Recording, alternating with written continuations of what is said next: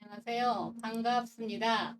12월 6일 설교 제목은 주님께서 우리를 위해 이 땅에 오셨다입니다. 마태복음 1장 18절로 23절 말씀 보시겠습니다. 18절 예수 그리스도의 나심은 이러하니라. 그의 어머니 마리아가 요셉과 약혼하고 동거하기 전에 성령으로 잉태된 것이 나타났더니 그의 남편 요셉은 의로운 사람이라. 그를 드러내지 아니하고 가만히 끊고자 하여 이 일을 생각할 때에 주의 사자가 현몽하여 이르되 다윗 자손의 요셉아 내 아내 마리아 데려오기를 두려워하지 말라. 그에게 잉태된 자는 성령으로 된 것이라. 아들을 낳으리니 이름을 예수라 하라. 이는 그가 자기 백성을 그들의 죄에서 구원할 자이심이라 하니라. 이 모든 일이 된 것은 주께서 선지자로 하신 말씀을 이루려 하심이니 이르시되 보라 처녀가 잉태하여 아들을 낳을 것이요 그의 이름은 임마누엘이라 하리라 하셨으니 이는 번역한즉 하나님이 우리와 함께 계시다 함이라. 예수님의 탄생은 특별한 점이 많습니다. 예언대로 오셨다는 점이 특별합니다. 미가서 5장 2절 말씀 베들레헴 에브라다야 너는 유다 족속 중에 작을지라도 이스라엘을 다스릴 자가 내게서 내게로 나올 것이라. 그의 근본은 상고의 영혼에 있느니라 했습니다. 이사야 11장 1절에도 이새의 줄기에서 한 싹이 나며 그 뿌리에서 한 가지가 나서 결실할 것이라 했습니다. 이사야 9장 6절에는 이는 한 아이가 우리에게 낳고 한 아들을 우리에게 주신 바 되었는데 그 어깨에는 정사를 메었고 그 이름은 기묘자라 보사라 전능하신 하나님이라.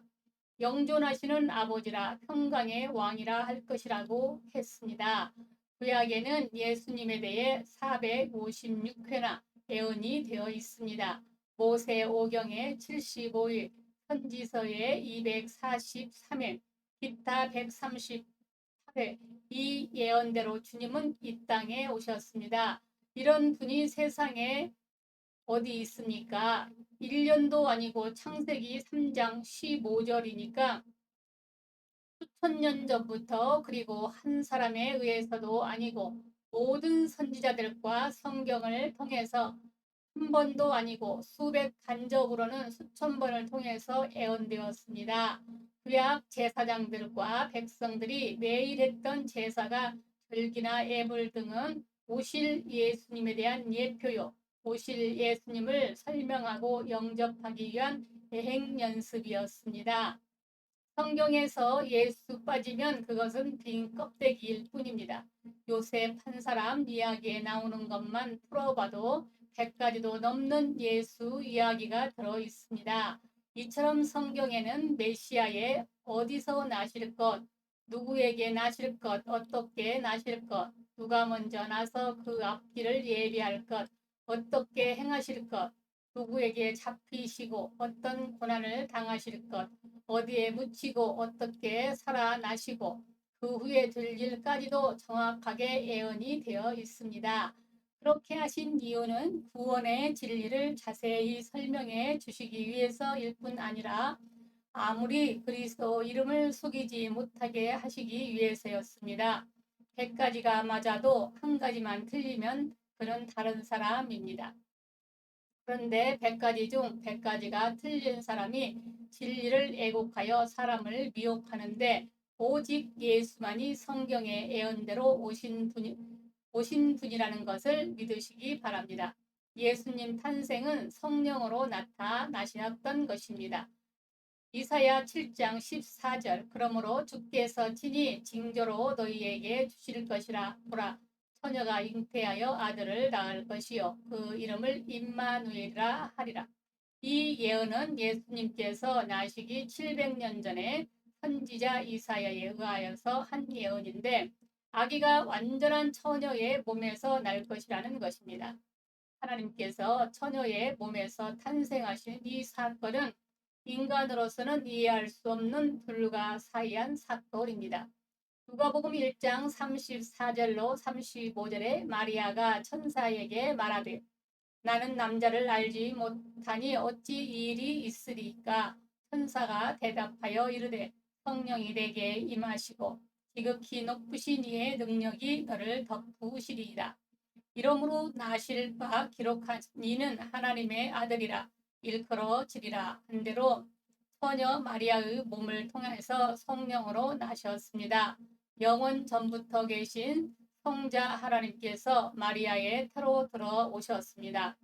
아브라함의 나이 100세 되고 사라의 나이 90세라 경수가 끊긴 지 오래되어 아들을 낳았어도 기적이라고 하는데 마리아는 남자 없이 예수님을 낳았던 것입니다.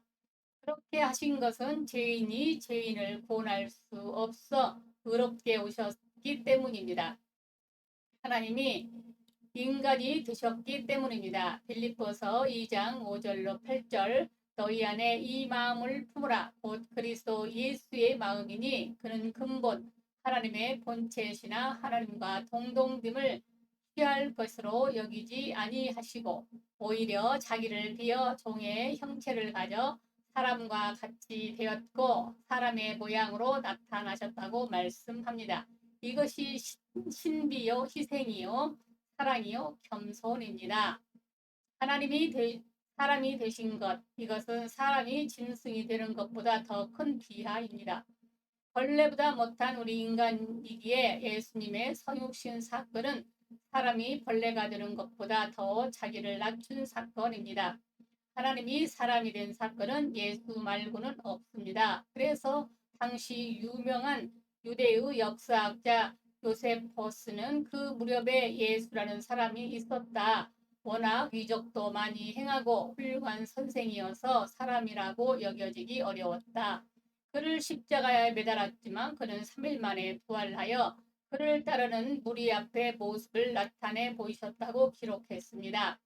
하나님의 특별한 사랑이 나타났기 때문입니다. 요한복음 3장 16절 하나님이 세상을 이처럼 사랑하사 독생자를 주셨으니 이는 저를 믿는 자마다 멸망치 않고 영생을 얻게 하려 하심이라. 여기 독생자는 헬라어로 모노케네스라고 하는데 딱 하나밖에 없는 그 아들을 주셨습니다. 그것도 살리려고 준 것이 아니라 제물로 쓰라고 주신 것입니다. 그리고 예수님 탄생이 특별한 것은 지금도 특수한 형태의 성탄이 계속되고 있기 때문입니다.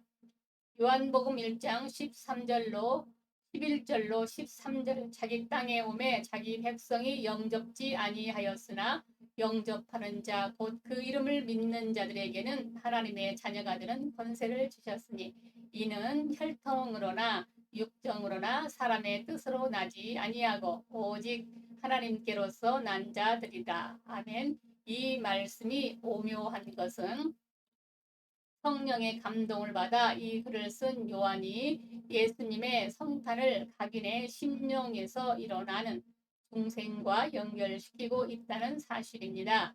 중생이랑 거듭난다, 이로부터 난다, 성령으로 난다, 신학적인 용어입니다. 죄로 말미암아 썩고 부패한 우리 영혼 속에 새 생명 되는 예수님이 들어오셔서 우리가 새로 태어나는 것을 가리킵니다. 마치 예수님이 우리 속에서 태어나는 것과 같습니다. 그래서 작은 누룩이 가로 서마를 모두 부풀게 하듯 우리 인생을 온전히 새롭게 하시고 계십니다. 그러므로 중생은 위대한 복이요 또 신비입니다. 그런 의미에서 우리 영혼이 거듭나는 중생은 작은 성탄절이라고 칭할 수 있습니다.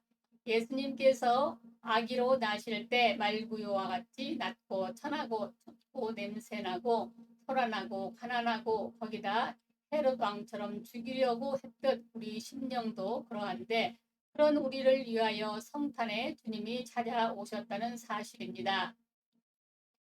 영원히 감사하고 노래해야 할 찬양입니다. 감사합니다. 우리 주 예수 그리스도의 이름으로 사랑하고 축복합니다. 아멘.